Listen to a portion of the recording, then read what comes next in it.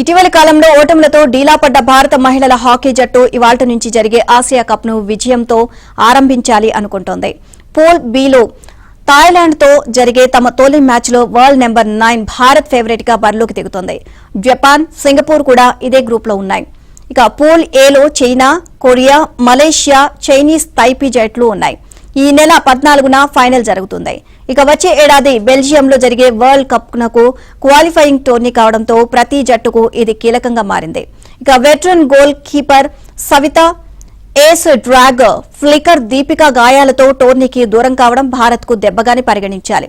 ఇక వీరి గైర్హాజరులో కెప్టెన్ సలీమా టేటే, ఇక నవనీత్ కౌర్, ఉదిత, షర్మిలాదేవి, లాల్ వ్రిమ్సియామి జట్టు బాధ్యత తీసుకోవాల్సి వచ్చింది.